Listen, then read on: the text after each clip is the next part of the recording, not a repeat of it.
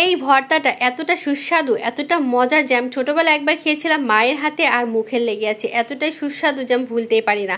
কখন যে এই ভর্তা দিয়ে এক প্লেট ভাত খেয়ে ফেলেছি আমি টেরও পাইনি। মাত্র সামান্য কিছু উপকরণ দিয়ে যে এত মজার ভর্তা করা যায় আমি নিজেই অবাক হয়ে গেছি। তো এর জন্য বেশি কিছু লাগবে না, লাগবে শুধু বাদাম। তো আমি এখানে 1 কাপের মতো বাদাম নিয়েছি, আর বাদামগুলো যেহেতু কাঁচা ছিল এর জন্য ভেজে নিচ্ছি। একটু সময় নিয়ে অল্প আঁচে বাদামগুলোকে ভেজে নিতে হবে, কারণ বেশি আঁচে ভাজলে কিন্তু বাদামগুলো সুন্দর হবে না, মুচমুচে হবে না। তো আমার বাদাম কিন্তু ভাজা হয়ে গেছে, আমি সময় নিয়ে অল্প আছে সুন্দর করে বাদামগুলোকে ভেজে নিয়েছি। আর এখানে লাগবে সরিষার তেল। তো সরিষার তেল দিলে ভর্তার টেস্টটা বেশি ভালো লাগে, মানে একদম অথেন্টিক মনে হয়। তারপর আপনারা ঝাল কেমন খাবেন সে আন্দাজে শুকনা মরিচ নিয়ে নেবেন। তো আমি একটু বেশি নিয়েছি, আমি 7-8টার মতো শুকনা মরিচ নিয়েছিলাম, আপনার চাইলে 2-3টাও দিতে পারেন। তো এখানে আমি বেশি করে পেঁয়াজ, রসুন আর কাঁচামরিচ নিয়েছি।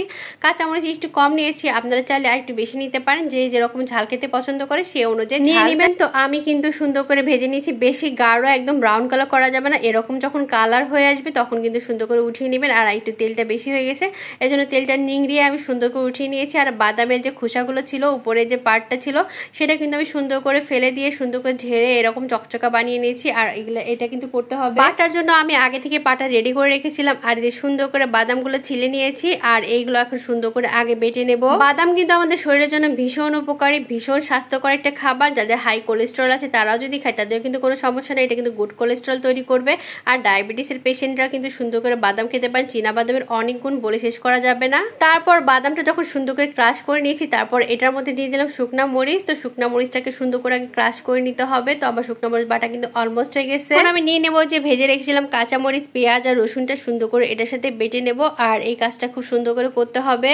বাটাবাটিতে কিন্তু আমি ভারী এক্সপার্ট, মানে ছোট থেকে আমি বাটাবাটি করতে পারি। আমার কাছে বাটাবাটি খেতে যেরকম ভালো লাগে সেরকম করতেও ভালো লাগে। তো এটাও কিন্তু বেটে নিয়েছি, আর এখন কিন্তু সুন্দর করে এগুলোকে মিক্স করে নিতে হবে। প্রথম দিকে মনে হবে যে এটা অনেক আঠালো হচ্ছে না, মানে এটা হচ্ছে ড্রাই হয়ে গেছে, আসলে তেমন কিছুই না। যখন দিয়ে একবার এটা বাটা দিবেন তখন কিন্তু এর তেলটা বের হয়ে আসবে। আমি যখন পেঁয়াজ মরিচ ভেজেছিলাম তখন কোনো লবণ দেওয়া হয়নি, তো এখন আমি লবণটা দিয়ে দিচ্ছি আমার টেস্ট অনুযায়ী। আপনারা চাইলে আপনাদের টেস্ট অনুযায়ী লবণটা দিয়ে দিবেন। এখন আমি সুন্দর করে সবগুলো একত্রে মিক্স করে আবার 2-1বার বেটে নেব, কারণ এটাকে মিহি না করলে এটা যে সুন্দর যে ফ্লেভার, যে তেলটা সেটা কিন্তু বের হবে না। অবশ্যই এটাকে সুন্দর করে মিহি করে বেটে নিতে হবে। বিশ্বাস করেন এই বাটাটা যে এতটা মজার হয়, এতটা মজার হয় আপনাদেরকে বলে বোঝাতে পারবো না। আপনারা যদি বাসায় করে না খান তাহলে বুঝবেন না।